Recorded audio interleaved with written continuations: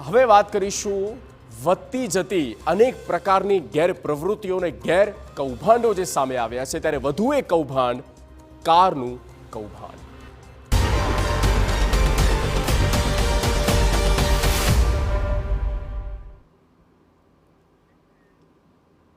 પહેલા લોકો અધિકારીઓ હોવાનો રોફ જમાવતા અને પછી નકલી આઈએએસ આઈપીએસ પીએમઓના ઓફિસર બનવા લાગ્યા।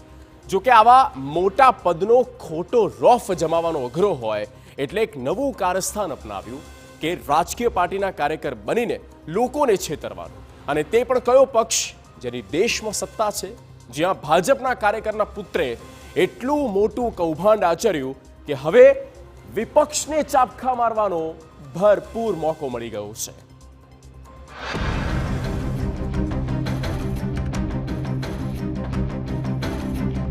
ભાજપ કાર્યકરના પુત્રનું કૌભાંડ।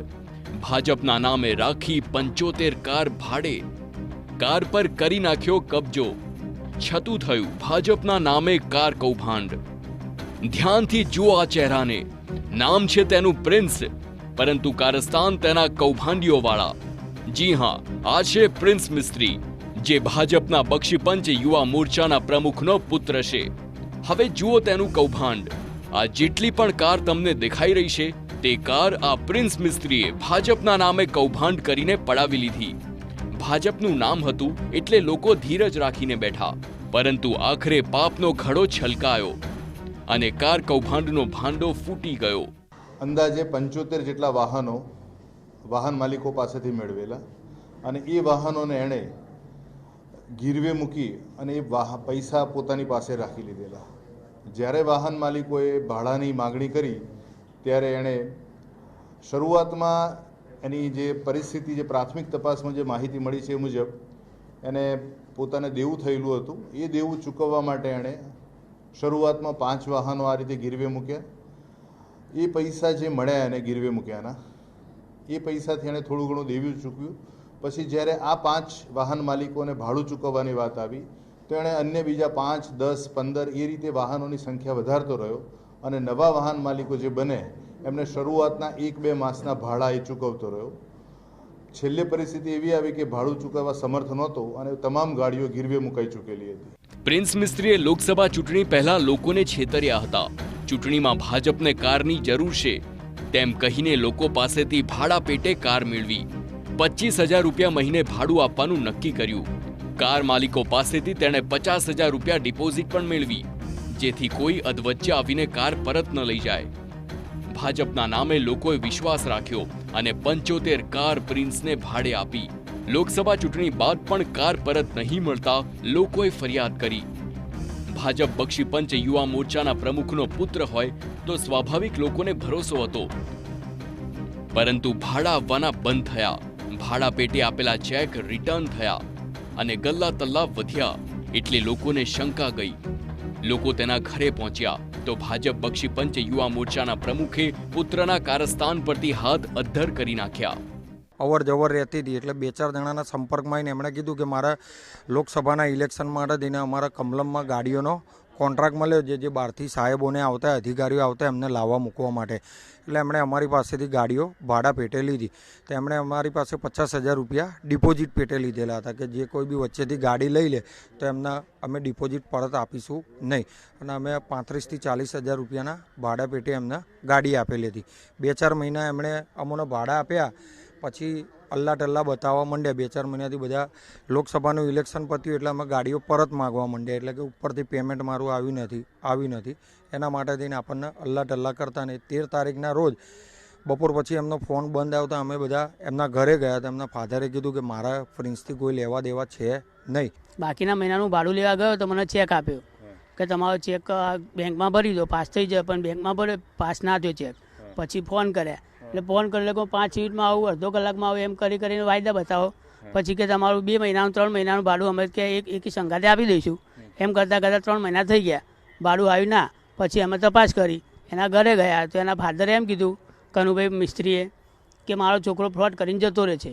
હવે એમને કીધું કે દર મહિને તમને 25,000 કે 30,000 ભાડું મળશે દર મહિને, બરાબર। પછી મેં તો હમણાં જ ન્યૂ ગાડી છે મારી, તો ઇકો જે 7 તારીખે લીધેલી છે। પછી હજુ તો મને ફર્સ્ટ ભાડું બી નથી મળ્યું ને 50,000 રૂપિયા ડિપોઝિટ પણ અમે આપેલી છે.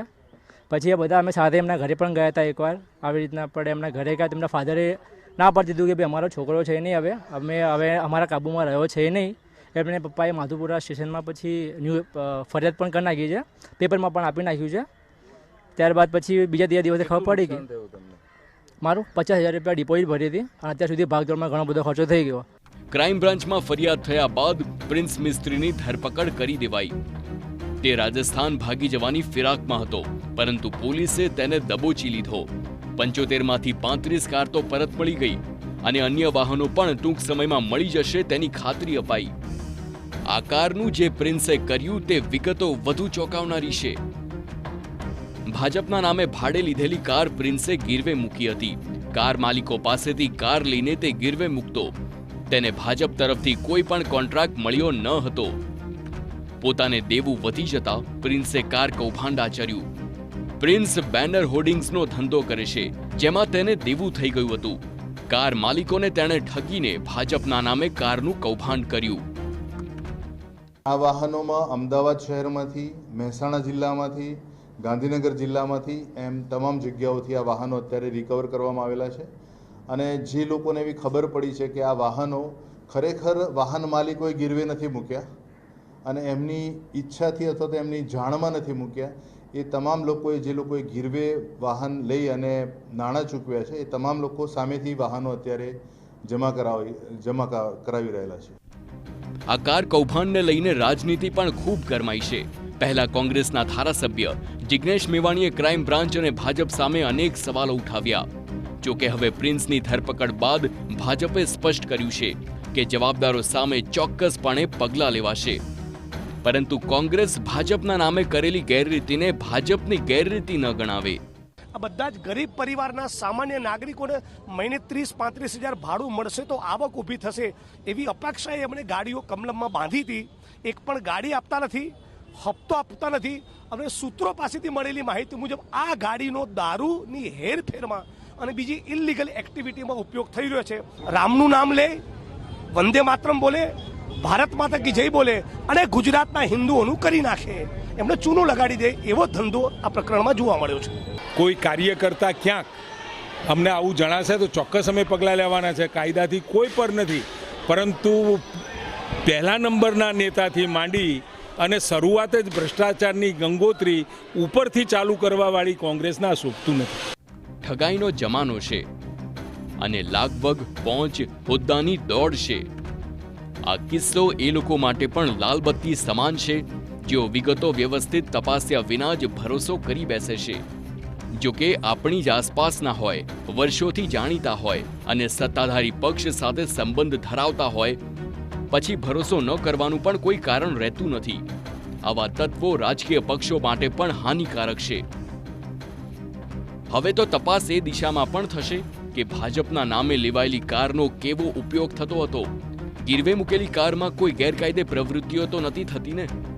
રાજનીતિ તો ખૂબ આ મુદ્દે ચાલવાની છે. જો કે આશા રાખીએ કે જે કાર માલિકો છે તેમને તેમની અમાનત ઝડપથી પરત મળે. યુનુસ ગાઝી